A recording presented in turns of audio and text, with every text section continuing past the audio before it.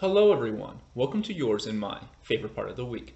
That's right, it is your online adolescent psychology class, and I'm here to walk you through the hottest topics in families, families, families. Beginning with changes in the relationships among adolescents and their families. When a family reaches a new stage in their child's development, it presents new social challenges.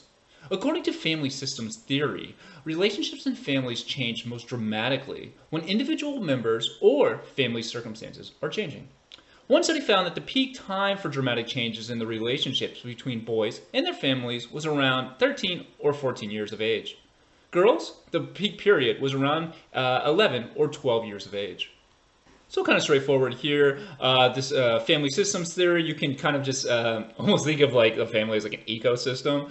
And really we have two methods of change proposed here. One, dramatic changes to an individual, so that makes sense. They become, I don't know, whatever, something happens to them, whatever, they have a child, they go to, they're imprisoned, they are on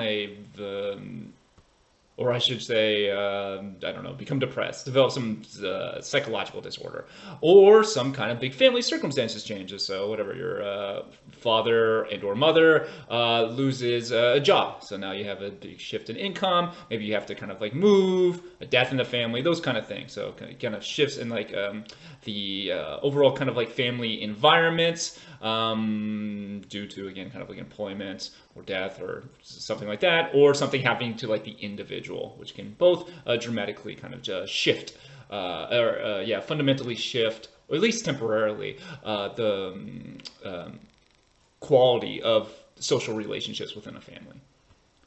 Conflicts are primarily centered on mundane issues, that is, conflicts between adolescents and their parents. They are centered around things like curfews, leisure time activities, clothing, cleanliness of their rooms. Dyads typically don't argue over big issues. They stem from different perspectives on issues in violation of expectations. Custom/social convention versus personal choice.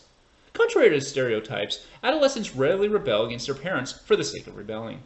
Conflict between parents and children increases during early adolescence. Struggles are generally over who has authority. However, there are ethnic differences in rates of conflicts, but sources tend to be quite familiar, at least in industrialized countries. So as I talked about in previous chapters, these kind of conflicts are typically just again, mundane issues. Chores, can I go out tonight, is your room clean, curfews, all those kind of things as already stated, but not kind of like fundamental worldview values. Granted, historically, again, might be seeing a historical shift here. And kind of centered around this idea of, on the one hand, adolescents see these issues more as kind of a personal choice, wherein parents kind of seeing this more as either kind of a moral universal code or some kind of social convention that's kind of like non-optional. So something like premarital sex or something along those lines, I think was the example I used before. And as stated, there are, however, kind of ethnic differences in kind of the rates of overall conflicts, but the issues tend to be, again, kind of the same kind of mundane issues, at least in kind of industrialized countries, wherein kind of you're more likely to like go to college and be higher income country. So those kind of sources could be a little bit different depending on if you live in an underdeveloped country or maybe a rural community somewhere, because there are differences in kind of expectations during adolescence and kind of expectations for the future. Adolescents are typically willing to accept parental rules as legitimate when they view the issue as moral or safety. Less personal accept when they view it as an issue of personal choice, such as clothing. Adolescents distinguish between rules they think their parents have a right to make versus rules that they think should not be regulated. Telling your parents what time you're coming home versus how clean your bedroom should be. Adolescents who see parents as having more legitimate authority have fewer behavioral problems. Adolescents who have higher views of, quote, no right to know, are more likely to conceal activities. Feeling overly controlled can have negative impacts on development. Feeling that parents want to know where they go and what they do is associated with positive impacts. So kind of what I was saying in the previous slide here, adolescents have an understanding that there is kind of a legitimate rules that are kind of required for a whole host of reasons. Just parental expertise, parental caring about you, kind of function of a family unit, so all kinds of different things. But the question is, okay, which of those kind of behaviors, those activities, are those moral safety concerns that are legitimate versus which are more kind of arbitrary choices that parents are potentially framing as moral safety or like universal things that you must follow. So, for example, like clothing. So, a parent may describe not wearing a particular type of clothing as like a moral necessity versus a teenager and adolescent saying, no, I'm going to wear what I want to wear, my body kind of my choice kind of situation. It's not a moral safety, immediate safety concern, like kind of get off my ass a little bit. And because, thus, kind of relatedly, there are some things that adolescents feel you have the right to regulate, and some things you don't. So it makes sense, like, oh, there should be some level of regulation on what time am I coming home. I shouldn't just be able to just stay out till 4 a.m. on like a Wednesday when I'm in like ninth grade or whatever, school the next day. That makes sense. Versus like, dude, I just like cleaned my room yesterday. It's not that dirty. Like you're too overly like regulating it. So again, you can see kind of differences in legitimacy, rights, morality, and safety. All those things being accepted as kind of accepted rules and regulations versus more personal choice or things that are like adolescents feel are a little more superficial. And interestingly, when adolescents believe that their parents have the right to know certain kind of fundamental moral safety related things, aka they have legitimate authority, they're more likely to have positive relationships with their parents and are more likely to have kind of positive developmental impacts versus you think, okay, no, my parent has no legitimate authority, and that could be for a whole host of reasons, maybe like neglect or maybe abuse or just some other things going on in that child's life that maybe not just directly related to the parent, but other kind of larger things going on in their life. Thus, you're like, okay, well, they don't need to know anything. I'm going to do whatever I want, whenever I want it, which is obviously kind of a more negative approach, like orientation towards your parents, which can have more of a negative development impact for a whole host of reasons. You probably have a very strained relationships, probably with your parents, your peers, maybe your neighborhood, and at the same time, you're hiding things, you're sneaking out, you're probably engaging in more impulsive, risky behaviors. Adolescent parents and midlife.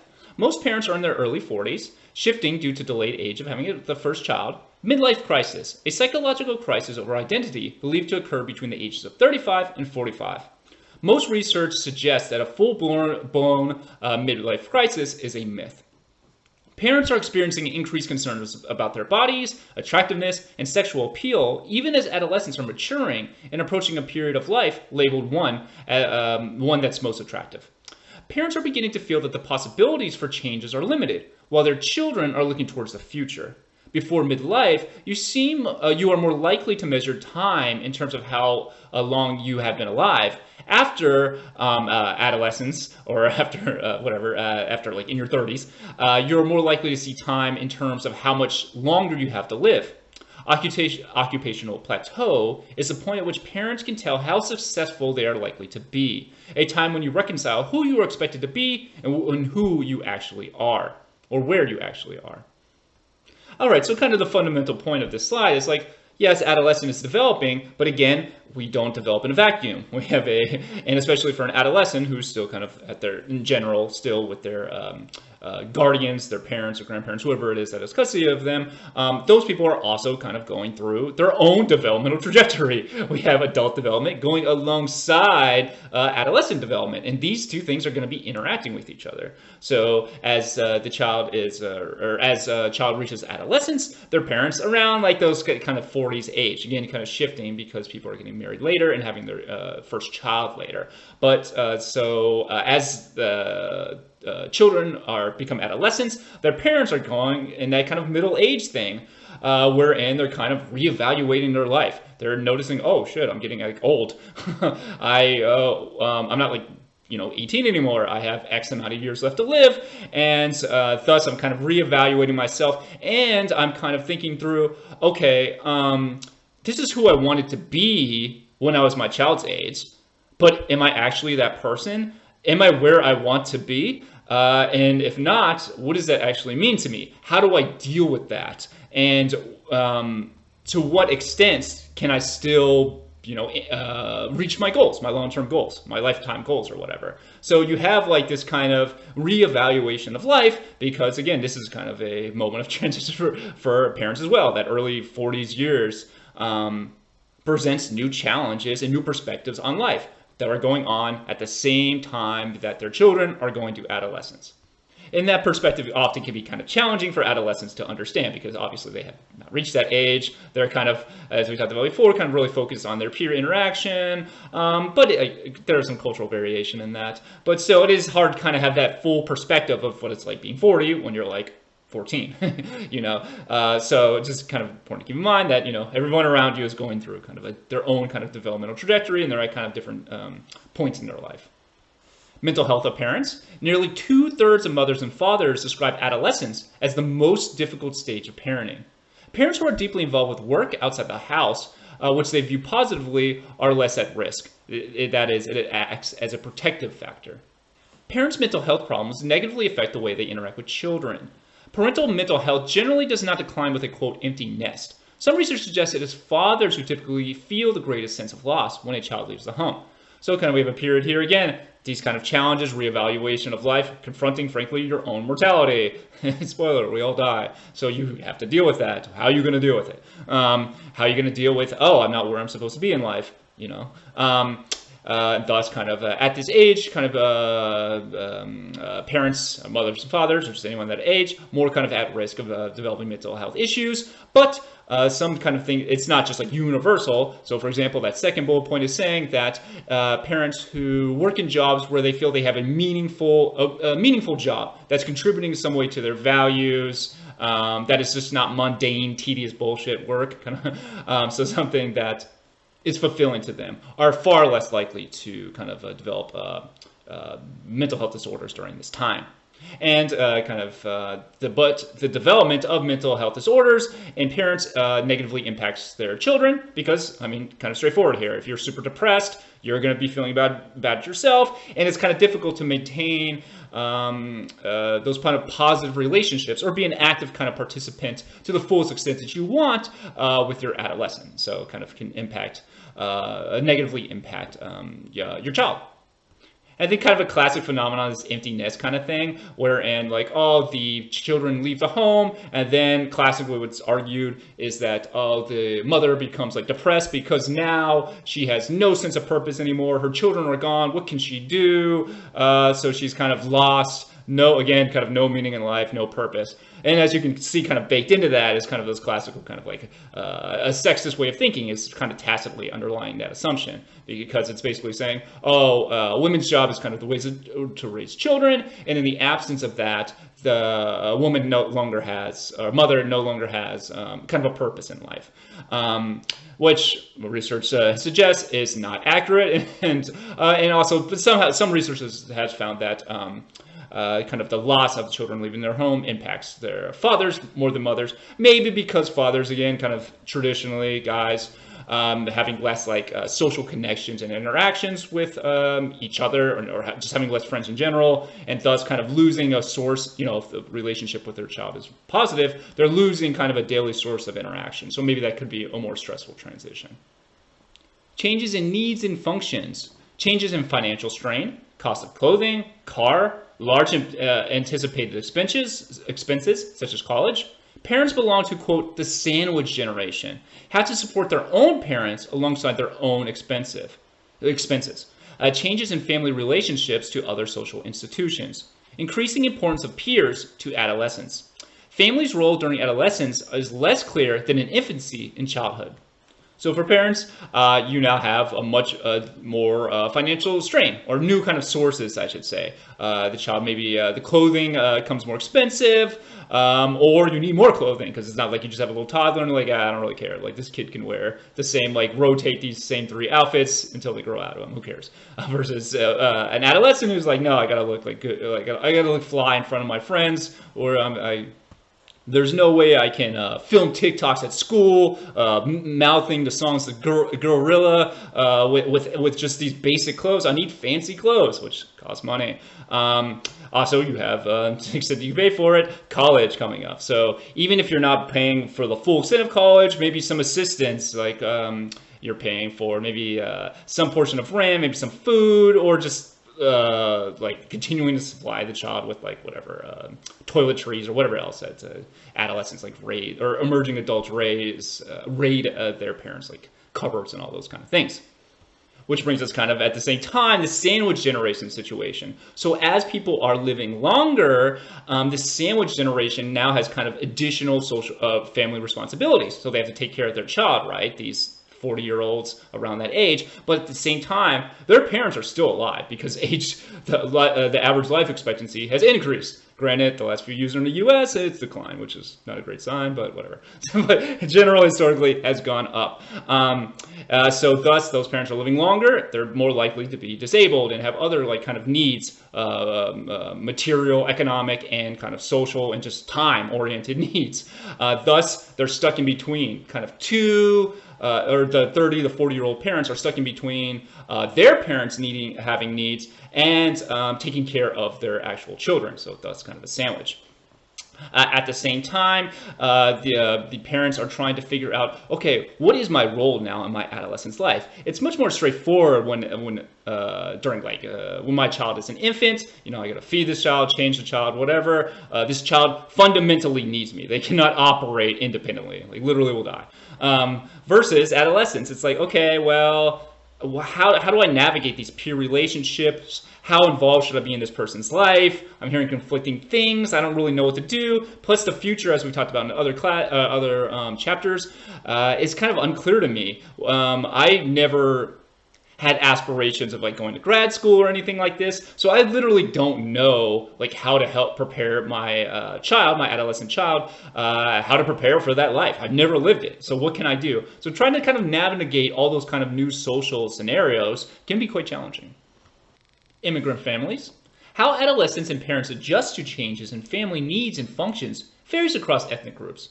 Higher collectivism is associated with higher levels of family obligation, and collectivism kind of meaning, roughly speaking, and there's a lot of variation in collectivism. There's not just the one collectivism, so very broad kind of thing. But again, broadly stated, a kind of an idea of that the needs of the group should be considered or even preferred or take precedence over kind of your own individual. And that group generally, again, can have broad definitions. There's a lot of variation here, but group generally meaning kind of like a family unit or extended family, and like kind of maybe community, depending on what country you're in. Familism, and an orientation toward life in which the needs of the family take precedence over the needs of the individual. Adolescents who value familism are more likely to develop pro-social values, less likely to get depressed, and less likely to get involved with antisocial peer groups. Adolescents who value familism less are more at risk of doing poorly in school, especially in lower class families.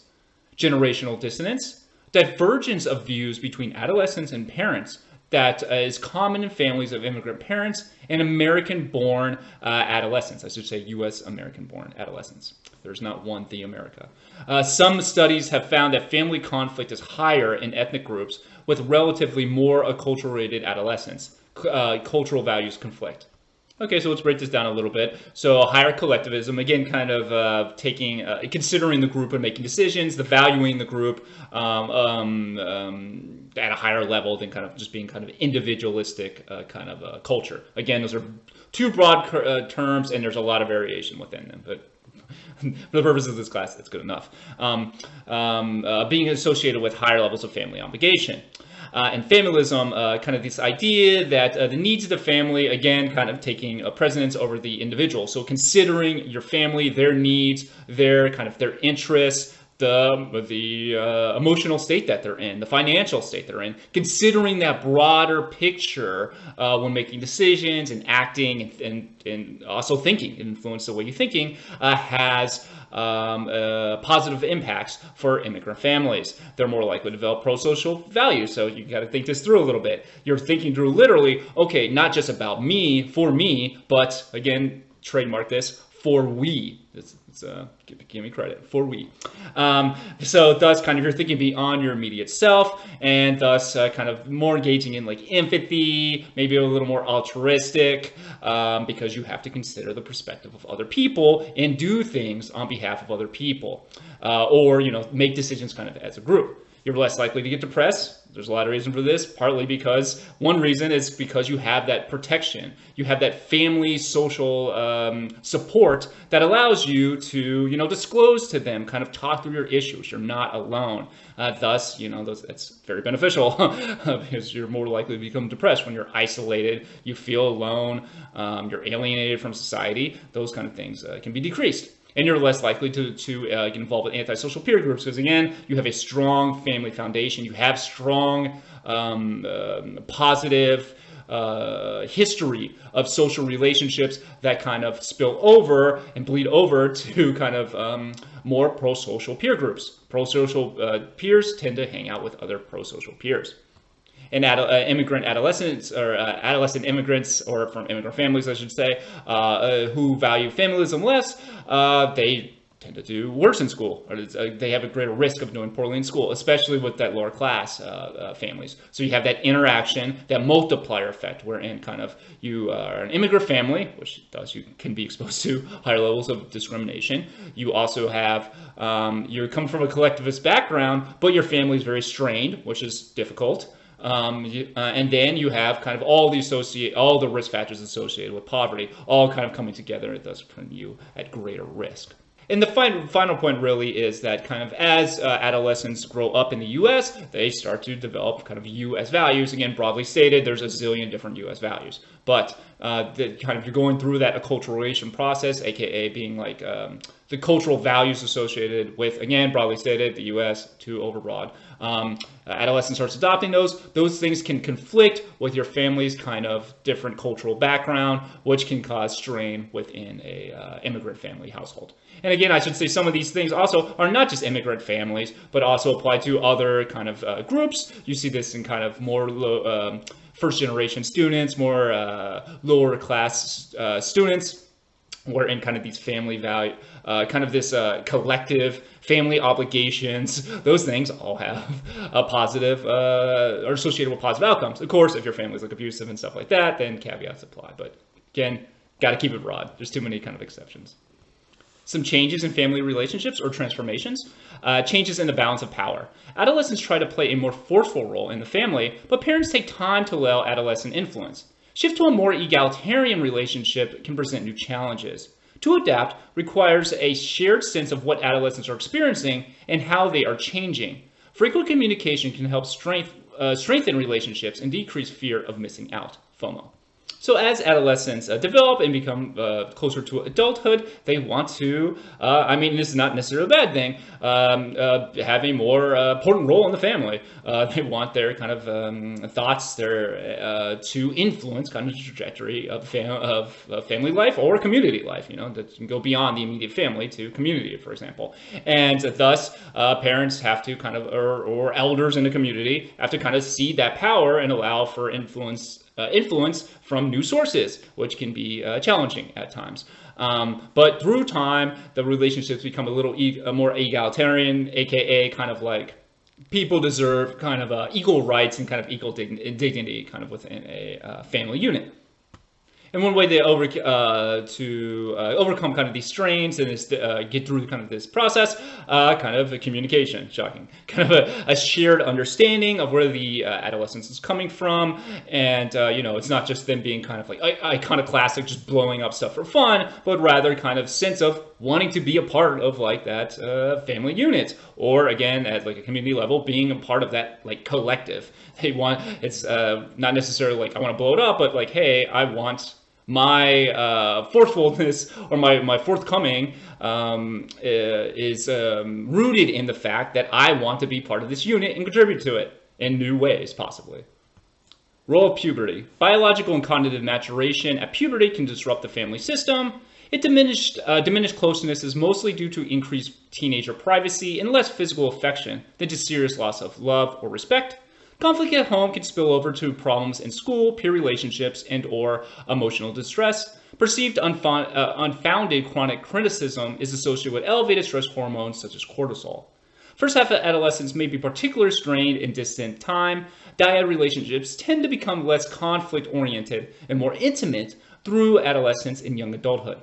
As relationships become more egalitarian, I should say, the dyads get better at conflict resolution. Feelings of family responsibility and identifying with the family generally increases into the early 20s.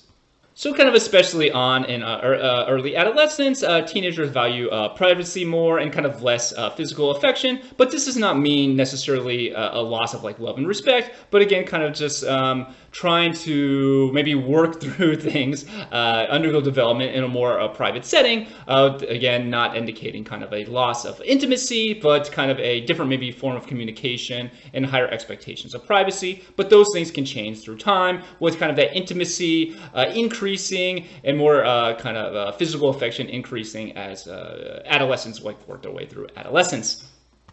Also, as they work their way through adolescence, conflict resolution becomes more effective due kind of to, or one proposed reason due to kind of this increased egalitarianism. Again, kind of children and parents kind of both playing kind of a role in this kind of family unit with equal kind of theoretically similar or equal levels of respect and dignity. As stated, and this is as throughout this class, and I'll continue to say it, what happens to you in one kind of aspect of your development can impact others, aka they spill over. So the idea here is you spill a drink on the table, they're going to spill to the ground, and it's going to keep spilling away, it's going to roll everywhere. Aka, in this scenario, conflict at home, issues with your parents can impact and cause and contribute to a higher risk of conflicts at school, conflicts in your peer relationships, and just overall kind of emotional distress in an adolescent.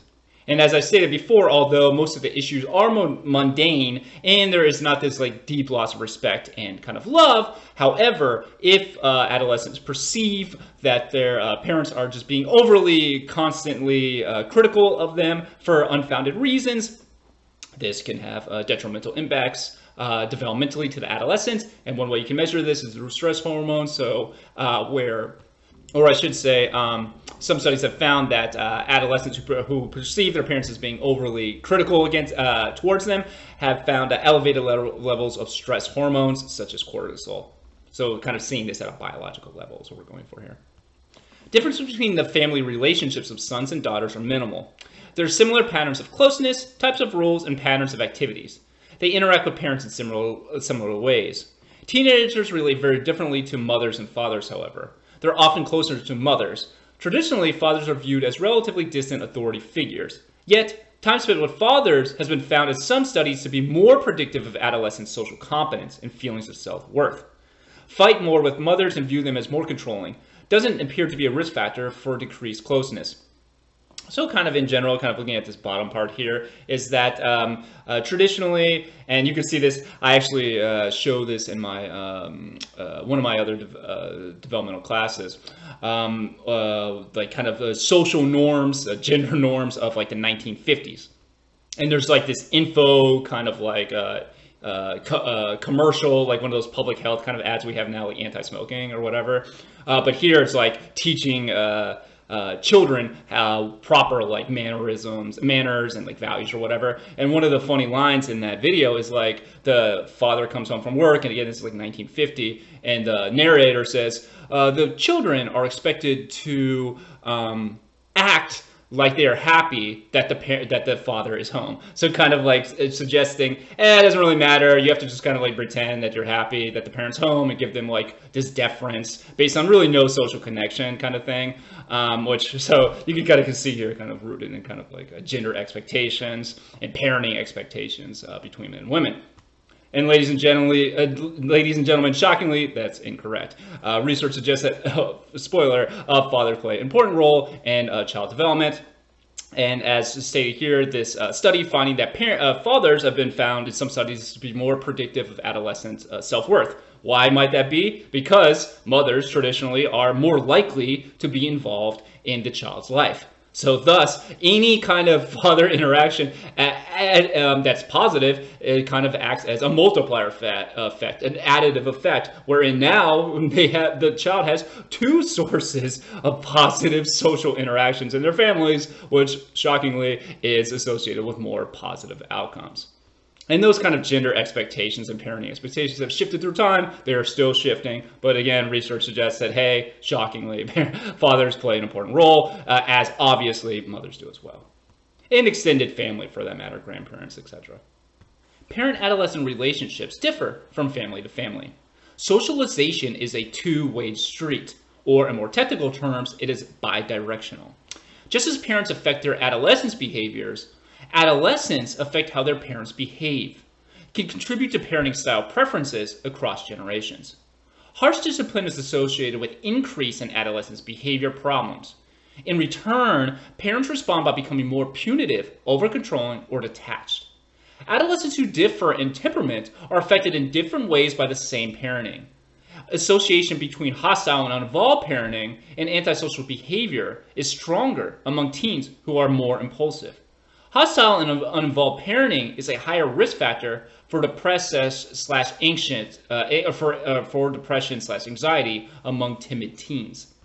So, kind of bringing it down here, socialization is bidirectional effect. All this is saying is that what parents do affects their children, and what children do affect their parents. I know, very, very, very groundbreaking. Back in the day, though, this was like, whoa, what the hell, kind of thing. So, kind of the idea here is that how parents affect adolescents' behavior, and again, adolescents' behavior can then impact how parents parent, their parenting style, and that can contribute across generations. So they can say, oh, my parents acted this way, maybe I should continue to act or parent in this exact same way as well. So a common example is just overly harsh, overly critical kind of discipline with really no direction of what a child should do or an adolescent should do, but just being hypercritical and not really offering any advice, and often for just like most tedious reasons, things that aren't really like super like life and death kind of scenarios that can increase adolescent problem behaviors. What happens? Well, the problems increase at school in their peer relationships. Maybe there's more immediate direct conflict between parent and the child. That can then stress out the parent more. And now the parent is like, shit, I'm going to be even more controlling, or I'm going to be even more punitive, or I'm just going to check out. Like, hey, listen, I tried. I disciplined this kid. This is what I know how to do. It didn't work. They're now even more acting out now. I don't know what to do. I give up. Okay, and I become more detached. So that's just one scenario, but there's all kinds of different scenarios that can unfold. It's also important to keep in mind that for some children, due to kind of differences in their temperament, the same parenting style or parenting practices can impact children differently. So we have this association between hostile or kind of neglectful parenting and antisocial behavior in adolescents, right?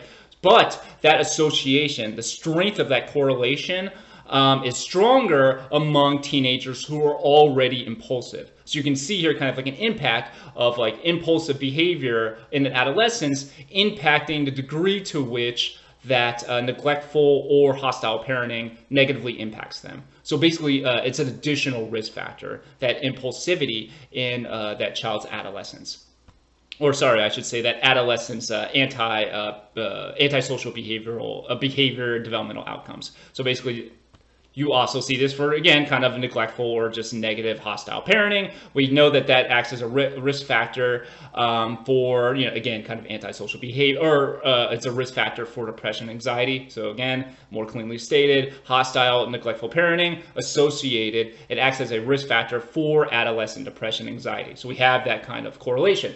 However, among timid teens who maybe are more shy, who are already a little bit anxious, socially anxious, the impact of hostile and neglectful parenting can even be worse for them. So they already basically, those adolescents already have kind of a risk factor within them, and thus kind of parenting can impact them in different ways. Now, how does that initial like risk factor, that impulsivity or that anxiety initially kind of emerge? Well, that also can be like developmentally based. So because by the time you're an adolescent, again, you've already had like 13 years of development. So you already have all those other things going on. And as stated before, what your developmental impacts were during childhood impacts your developmental impacts in adolescence. Now going through the parenting styles, there are two different dimensions of parenting in this proposed model. Parental acceptance slash responsiveness, extent to which parents are warm, supportive, sensitive to their children's needs, and willing to provide affection and praise when their children meet expectations. Affectionate, smile, praise, consider children's perspectives, but also let child know when they misbehave. Demanding control, permissiveness, restrictiveness. How much control over decisions lies with the parents as opposed to with the child. Set rules, expect children to follow them, monitor children closely to ensure rule compliance. So basically we have two dimensions here. One, how accepting, how responsive you are to the child, so how warm, how supportive you are, while at the same time letting the child like, hey, you're misbehaving, get your shit together, and then control demanding, or how permissive you are, so the kind of opposite of demanding. So how much control do you allow the child to have? How much control do you have as a parent? How closely do you expect the rules to be followed, and how closely do you monitor that how closely do you monitor the adolescent's rule following or rule breaking? In the United States, there are traditionally believed to be four parenting styles. The first, authoritative, use warmth, firm control, and rational, issue-oriented discipline, in which emphasis is placed on the development of self-direction. Authoritarian parents use punitive, absolute and forceful discipline, and place a premium on obedience and conformity. Indulgent or permissive parents, characterized by responsiveness but low demandingness, and who are mainly concerned with the child's happiness. Indifferent or neglectful parents, characterized by low levels of both responsiveness and demandingness. In the right-hand side, if you open up the slides, you'll be able to see kind of a little chart here with our two axes, that is demandingness and responsiveness. And quickly stated, authoritative parenting is kind of thought as warm, kind of interactive, accepting, but at the same time still having rules, still being regulation, but also kind of maintaining a dialogue of why the rules exist and why what the child did was wrong, what they can do better in the future, versus authoritarian parenting. Rules are absolute, punitive, it's kind of unidirectional decision making. If you act out, strictly punishment. There's not kind of open dialogue. It's just like, hey, I'm in charge, do what I say or I'll kick your ass. Indulgent parenting, permissive, so this is like super responsive to the child, but very, very, very low demanding. So it's super child-centered, with kind of little rules, little punishments, but at the same time super warm, super accepting, while at the same time not a lot of expectations. And this is also kind of traditionally associated with sometimes like super over-involved parents, wherein they're really not acting in a parent role ever, but purely like in a friend role, which is not like always bad, you know, you'd be friends, but kind of the idea here is that there's never any like parental role going on. Versus in different parents, these people have low demands and low responsiveness, kind of straightforward. They're not around, they don't monitor their child, they're distant, thus they have very little demands, and because they're distant, they have little like low responsiveness towards their children, in this case adolescents.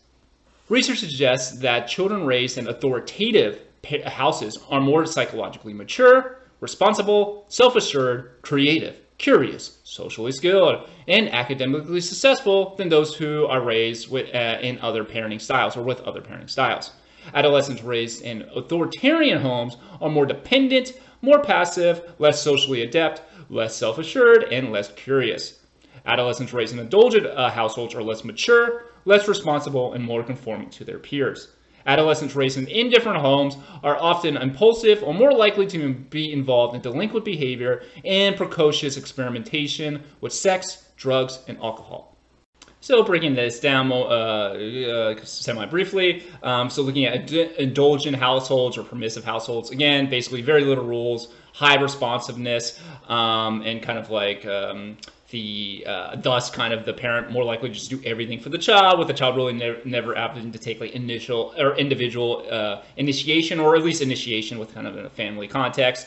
Thus, they're typically associated with less mature adolescents. They just have less experience making decisions, thinking through things by them first initially, individually, or at least thinking things through in a kind of like one-on-one interaction or whatever, one-on-two interaction with your parents, but some kind of dialogue. Instead, it's kind of like, Mom, I need something, Dad, I need something, and then it's just like done for you, and thus you're kind of more or less likely to be psychologically mature and less likely to be, or more likely to be less responsible.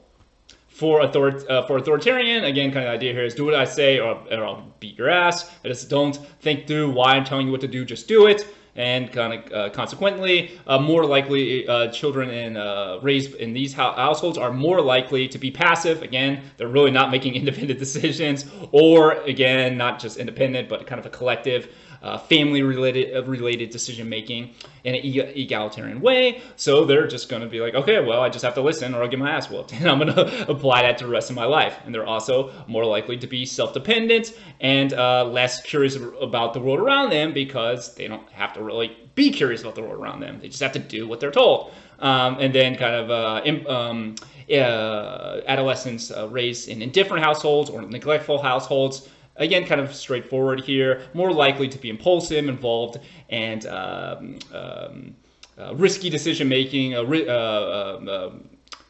such as drug abuse and practicing like non-safe sex. So just because the child is kind of operating more on their own with no expectations, no really responsiveness, they're trying to make big-time decisions.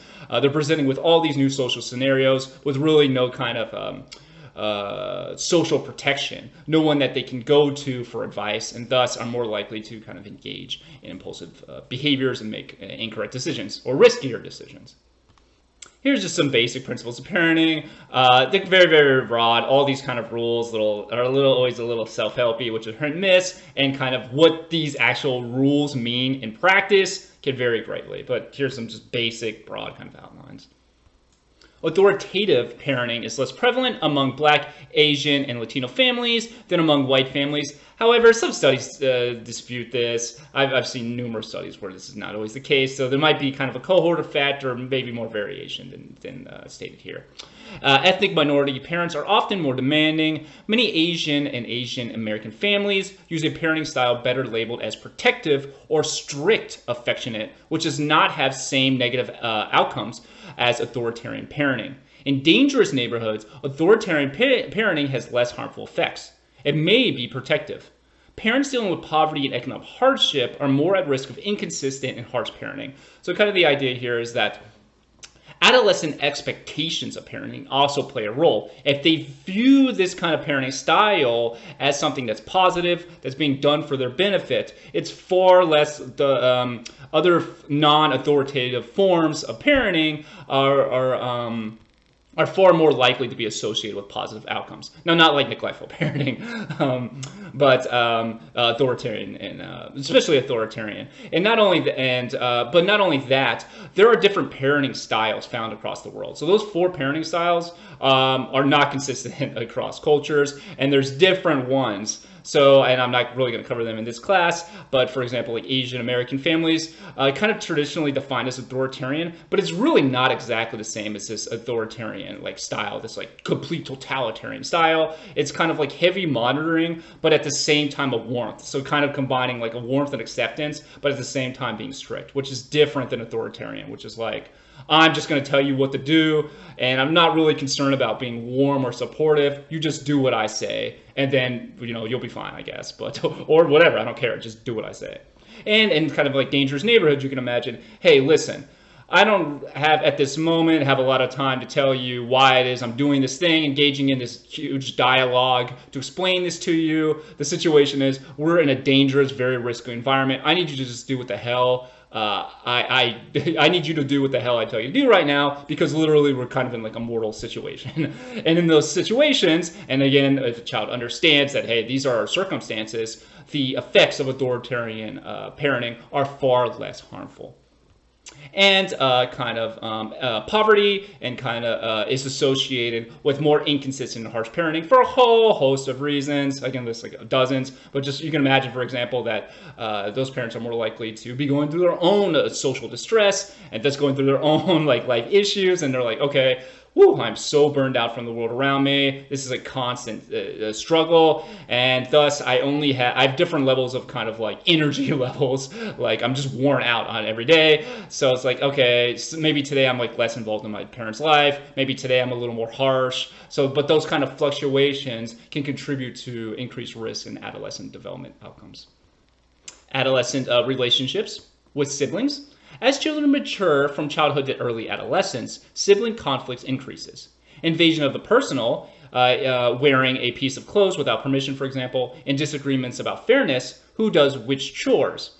Adolescents see aggression as more acceptable towards siblings and peers. Over the course of adolescence, sibling relationships change. They become more equal, become more distant, become less emotionally intense, and sex differences impact the trajectory of conflict and closeness.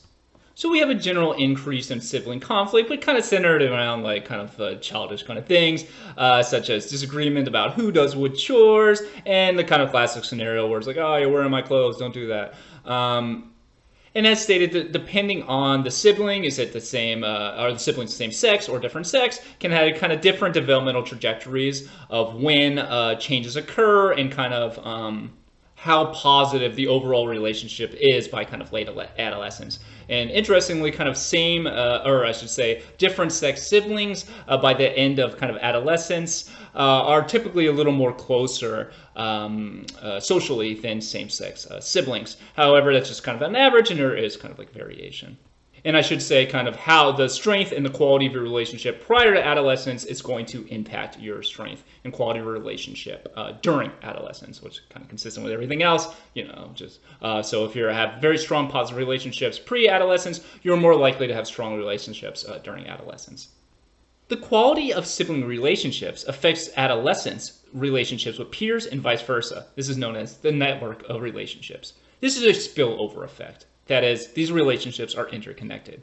Harmony and cohesiveness in the parent-adolescent relationships is associated with less sibling conflict and more positive social sibling relationships.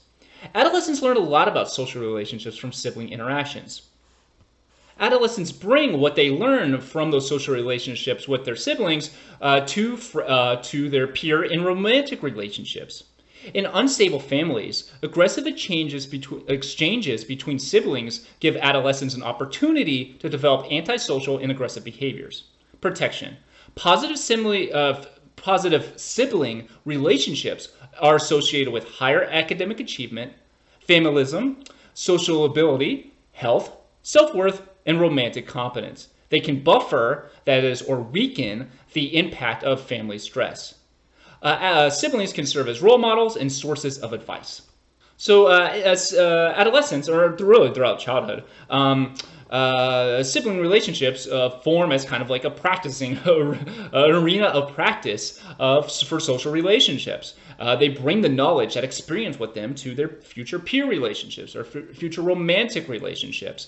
And so when those sibling relationships are more positive, they're more likely, siblings are more likely to bring or more likely to have future positive peer and romantic relationships. However, if the sibling relationship is rocky, unstable, antisocial, those siblings are more likely to have future antisocial peers and antisocial kind of relationships or negative romantic relationships. One possible reason for this is because basically you're practicing and developing those antisocial skills. You're learning, oh, this is how I solve problems. This is how I should act. And therefore, I'm going to bring this with me outside the family household to my future friends and romantic interests. And kind of as stated, positive sibling relationships are associated with a whole host of positive developmental outcomes. And interestingly enough, they can serve as a buffer. Positive sibling relationships serving as a protective factor against family stress. So your family's stressed out around you, your parents are stressed out around you. You can lean on your sibling for kind of emotional support, social support, thus kind of decreasing the impact of family stress. And obviously, older siblings can serve as an example, a role model who teaches you things that your parents who may have never experienced before. Whatever. Should I post this on TikTok? Should I hit the gritty in the middle of this class? Maybe not. So that's like kind of source of advice and act as like a role model. Genetic influences, shared environmental influences, non-genetic influences that make individuals living in the same family similar to each other. Non-shared environmental influences, non-genetic influences in individual lives that make them different from people they live with. People have different life experiences even in similar life contexts. It can include factors inside and outside of the family, such as being treated differently. Genes shape tendencies. Whether tendencies are actualized depends on the environment. Adolescents with the same genetic predispositions develop differently in different environments. Genetic influences on antisocial behavior are stronger among adolescents who have delinquent peers and weaker among those who do well in school. Genetic influence on intelligence is stronger in families with highly educated parents because the influence of genes on intelligence is stronger in environments that provide more learning opportunities, allows children to benefit from their genetic advantage. So let me walk through some of this, and let me also preface as saying there is no such thing as like the one gene that does X very complex behavior. It's not a thing. So it's not like I have the addiction gene, which you're seeing on TikTok right now. Not a thing. Or I have the smart gene.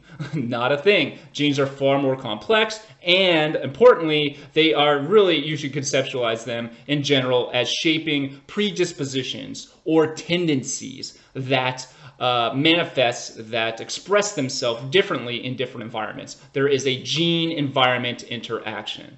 Now, let's break this down a little bit here. So we have shared environmental influences. So kind of the idea here is that imagine a set of siblings growing up in the same household. You both grow up in the same house. You should both grow up in the same neighborhood. Theoretically, you both go to the same school. So you have environmental impacts that are shared between these two siblings.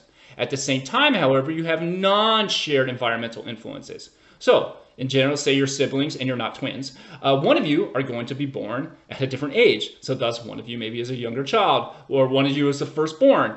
But not only that, but when you're born or when you're developing through adolescence, your parents are at a different age. So they are also at a different point of their development. Maybe they're also at a different point in their, they are economic standing. So maybe your parents have more or less money when you're going through adolescence versus when your sibling has gone through adolescence. So even though you have your same family, your family is kind of at a different stage of their development, which can impact siblings differently. Thus, the environmental factors, aka you're poor during one sibling is an adolescent, you're not poor when another sibling is adolescent, that environmental factor is not shared between those siblings.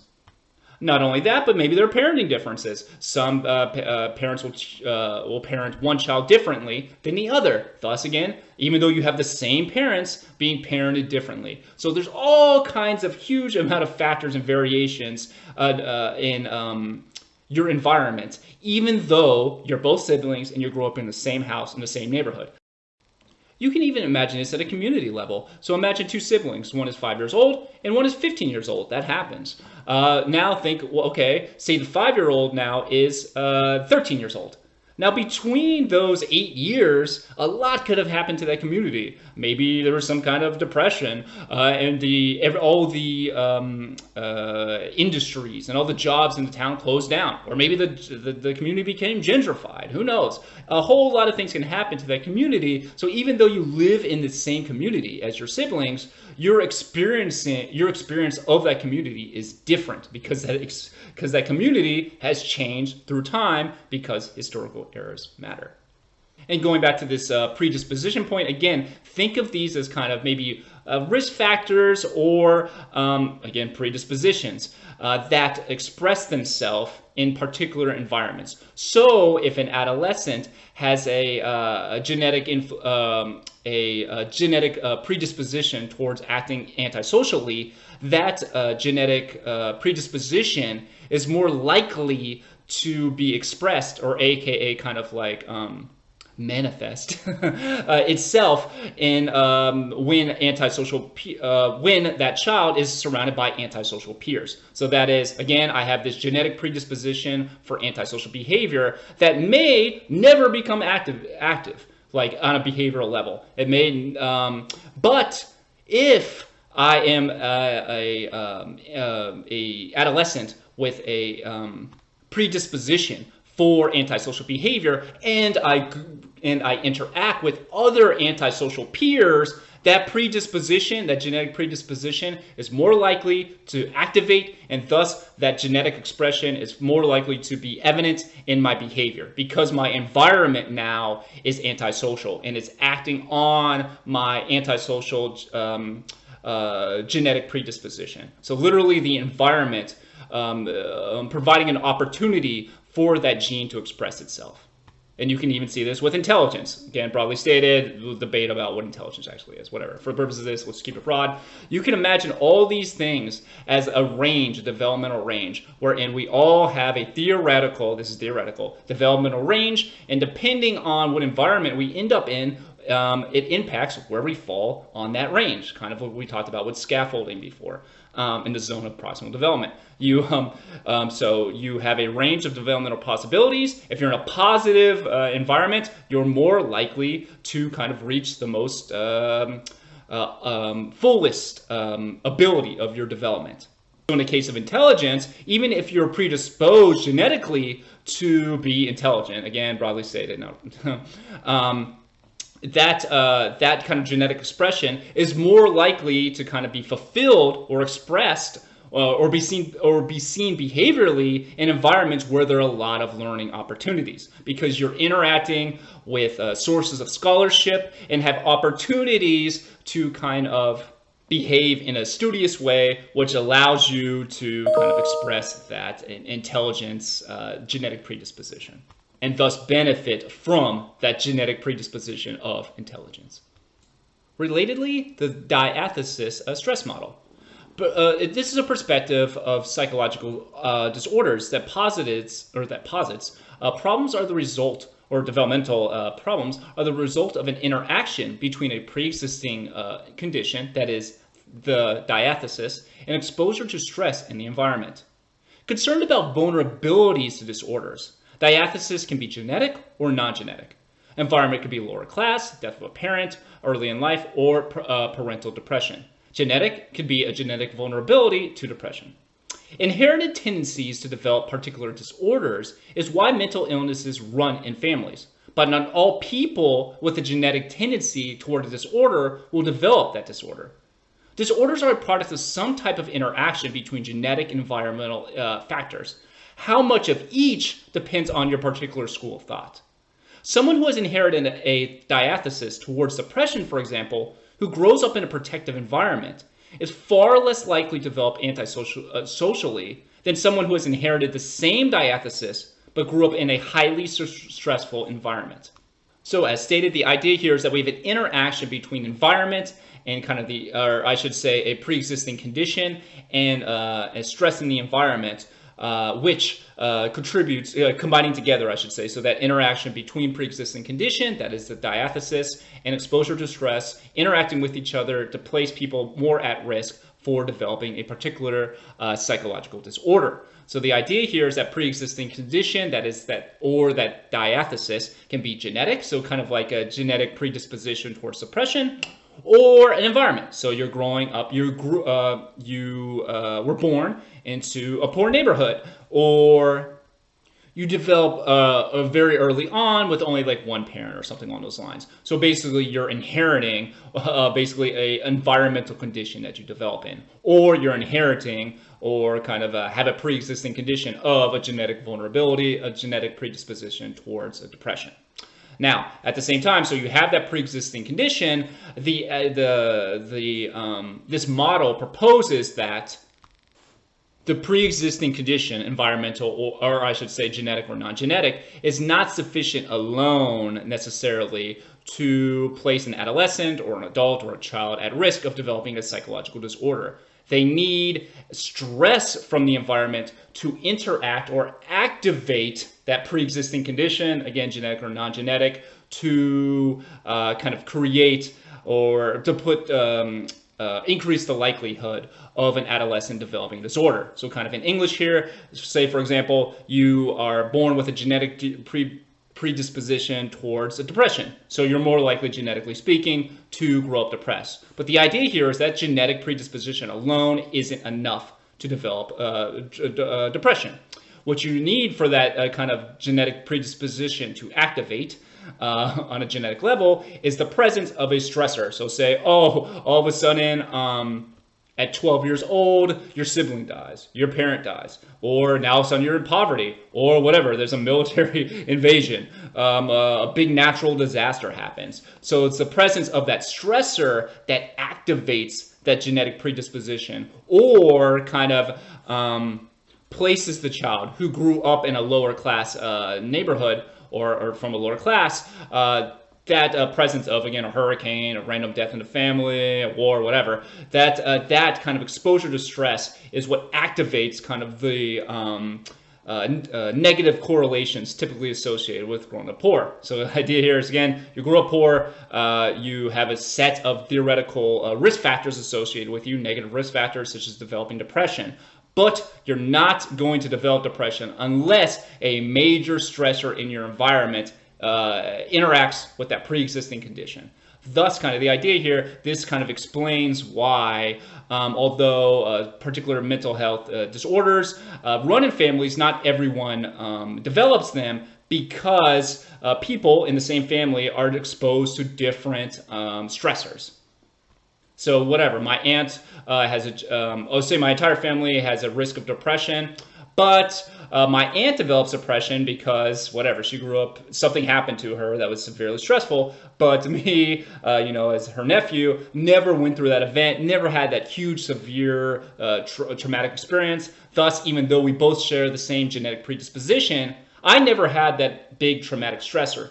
Thus, I'm less likely to develop depression. So although depression runs in my family, that exposure to particular stressors impact on whether that depression will be, again, using some buzzwords here, manifested or expressed is the more proper scientific way stated, expressed in a person.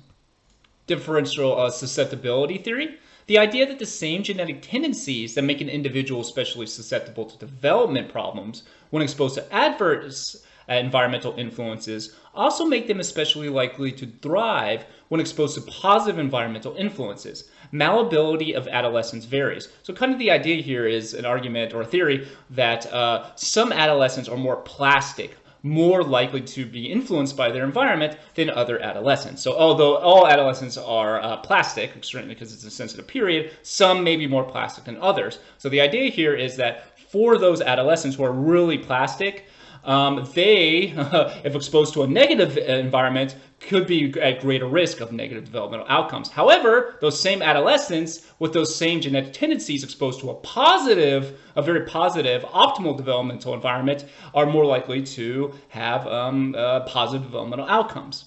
And you can even conceptualize this kind of like behaviorally, for example, too. So there's like studies on like street children and gang children who look at kind of their tendencies behaviorally, and you could see kind of like foundations of like pro-social values there. However, just really applied in very adverse conditions, which make you're more likely to have kind of negative antisocial behavior. So whatever. So like a strong connection to your social bonds. Okay. Well, let's say you have kind of that genetic predisposition towards kind of just a increased sensitivity to like social bonds or something along those lines.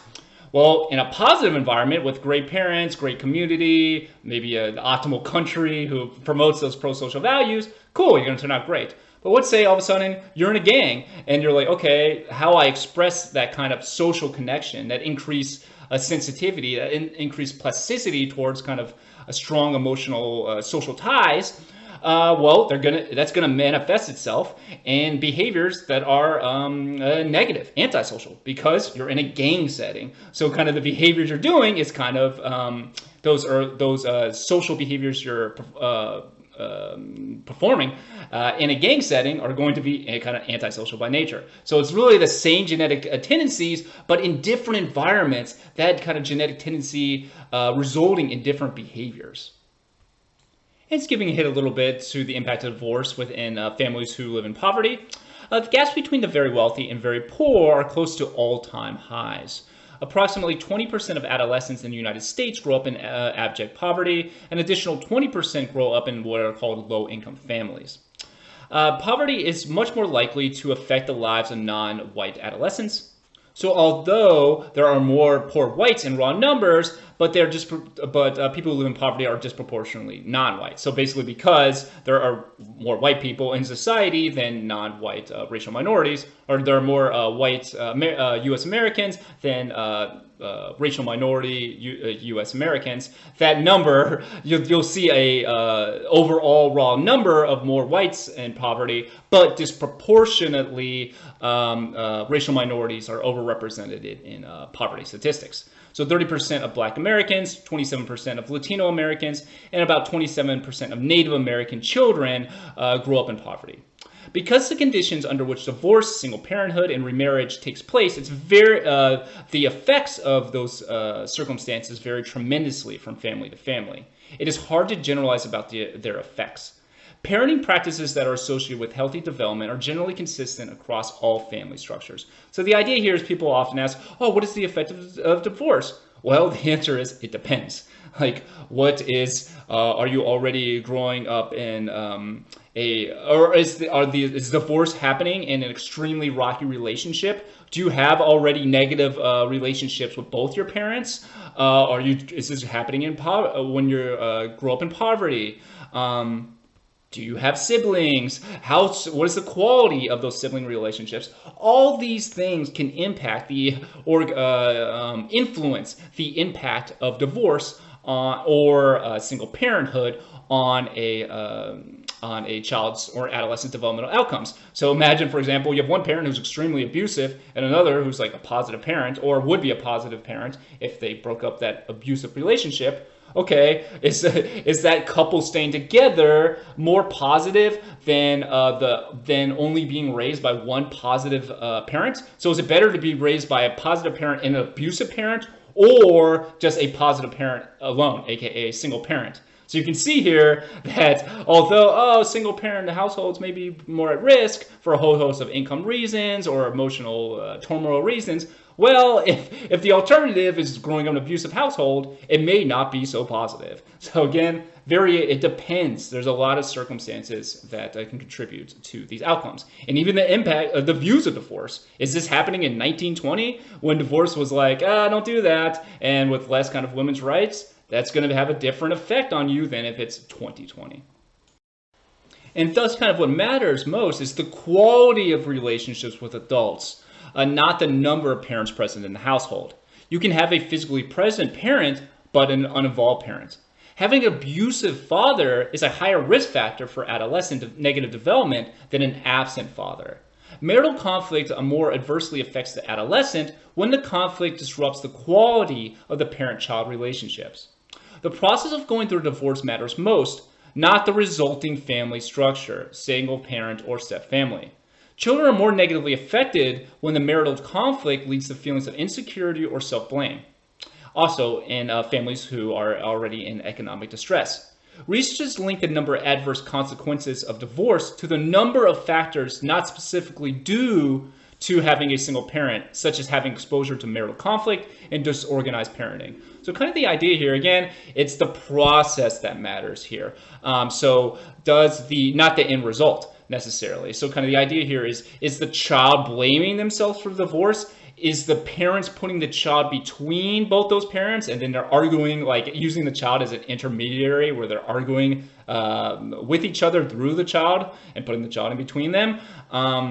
Is the parenting as a result of the divorce more rocky, more disorganized? Is there a lot of marital conflict, more elevated marital conflict? Those things matter than kind of the end result of the household or the raw number of parents involved in the house, because an abusive parent can be more detrimental to a child's developmental outcomes than an uninvolved or single parent household or step family for that matter.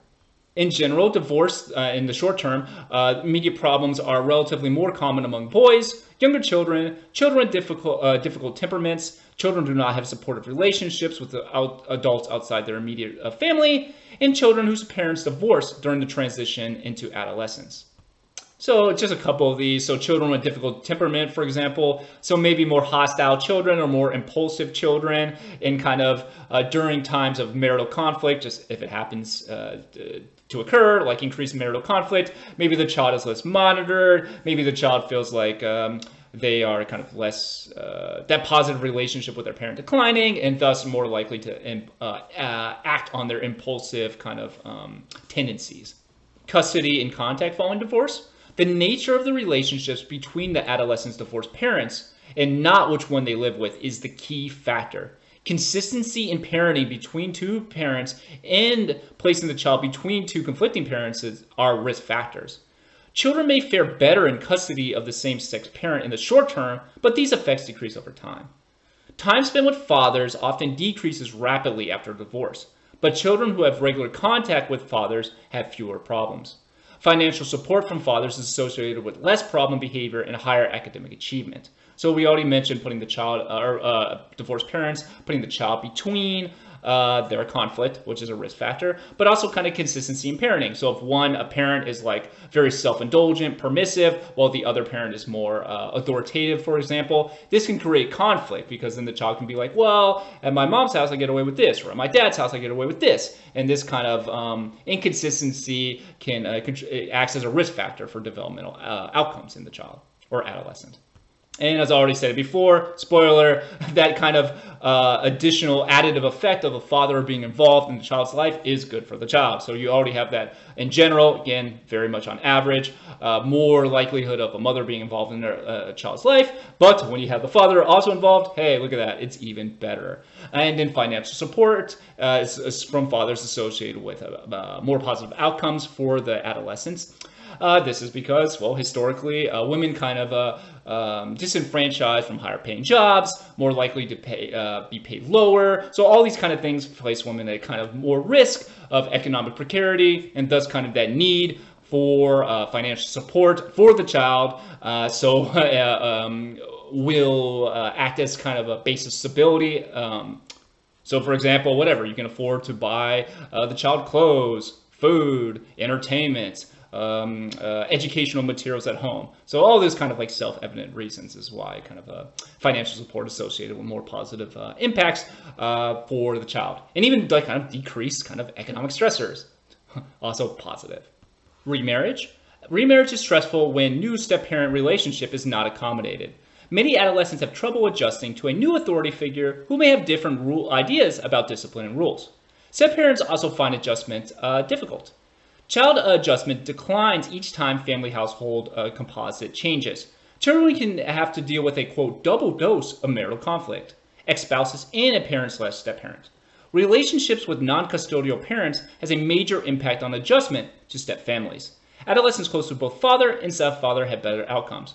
So kind of the idea here is that challenges can present themselves. Maybe this new step parent has different rules, different ways they approach the world, which can be challenging for an adolescent. They have never been exposed to those rules before, and all of a sudden you got this new person here who all of a sudden has authority over me. Like, what the hell's going on here? So that can be challenging.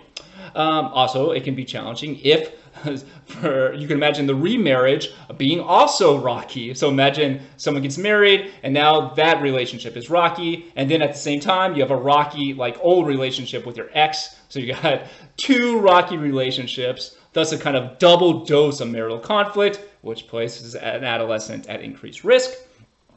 And kind of the relationship between the ex-husband or wife and the new step-parent matters. So if that relationship is solid, or at least like, hey, We don't have to love each other here, but we're both parents. Let's work it through. Let's co-parent correctly. Those people that do those, or I should say, those parents who engage in that positive co-parenting are more likely to have adolescents who have more positive developmental outcomes. Jumping ahead to homeless adolescents, 1.3 million adolescents are living in the streets in the United States on any given night. Teenagers are more likely to be homeless than any other age group. Financial ruin, domestic abuse, and running away to escape abuse are common reasons for homelessness. Many shelters do not accept unaccompanied teenagers. Runaway youth population is mostly female, between the ages of 12 and 17, with as much as 40% of these homeless adolescents being LGBTQ. Disabled teenagers are also at a higher risk of being homeless. Racial composition varies regionally along with larger population. Thus, it's kind of difficult to measure, but researchers in general believe that Black Americans are more at risk, and Latino adolescents, however, are less likely to be homeless than other teens. Homeless youth are more likely to engage in risky behaviors. Consequences include mental and physical illness, poor nutrition, mental health problems, substance abuse, school disruption, and quote-unquote survival sex. Children living in poverty, including those experiencing homelessness, are more likely to experience more adverse child experiences, ACEs. Children who live below the federal poverty line are 5 times more likely to experience 4 or more adverse child events than those who live in financially stable households. So as stated here, we have some common reasons for homelessness: running away, or your family just going into financial ruin. You know, they're poor and then they lose a job and you're screwed, man. Rent's due and what can you do? Or domestic abuse. And kind of one big issue is that shelters often don't accept teenagers without parental permission. But obviously the issue is, hey, I'm running away from my abusive parent. I'm not going to go there and ask them for permission because I'm not going to get it. And they're going to maybe I'm running away from my safety. I don't want them to know where I am. And you can also see, so then you can see risk factors here, depending on LGBTQ status. So trans children are disproportionately more likely to be homeless for kind of self-evident reasons. Maybe the parents not accepting them, maybe living in a community that is super transphobic. And thus, it's kind of like, hey, I got to get away from this situation for my own health, or whatever. This is the best of 2 evils, so I got to do what I got to do, kind of thing. But homelessness is obviously associated with a whole host of negative developmental outcomes: doing worse in schooling, mental health problems, physical health problems, drug abuse, being abused. And this idea of survival sex, so just having sex with adults, or typically, or maybe other richer teenagers for material goods, food, shelter, whatever, emotional comfort. And then finally, you can see that the more that in general, homeless children are far more likely to have higher levels of ACEs, that is adverse child events. So children who are abused sexually, physically, emotionally, neglected, households with a lot of drug abuse, maybe a parent in jail, living in a poor neighborhood, living in poverty, facing discrimination. All these things make you more at risk, or adolescent more at risk, or anyone really, adults more at risk of becoming homeless. And because we really don't have national homeless programs, those people are going to end up on the streets. Skipping ahead a little bit, adolescents with lesbian or gay families or parents, sexual orientation may still be considered in adoption, custody, and parental visitation decisions. Regional variation in U.S. laws. Numerous studies have found that there is no evidence that children or adolescents with lesbian or gay parents are psychologically different than those with straight parents. The parenting practices shown to predict adolescent adjustment in general have been shown to have similar beneficial effects in families in which adolescents have been adopted by gay or lesbian parents. So the idea here is that there are laws in some states that prevent LGBT parents from adopting children. And this has kind of changed over time, but kind of research has found repeatedly that there is really no fundamental difference between children raised in LGBT households and children born in heterosexual or raised in heterosexual relationships. or by heterosexual parents, I should say. But when differences do emerge is kind of in neighborhoods and states and countries and regions wherein there's mass discrimination against those populations, because that's going to stress them out. They're probably more likely to live in economic precarity, which are risk factors. So again, kind of larger macro factors impacting LGBTQ parents more so than like their individual parenting styles or anything like that.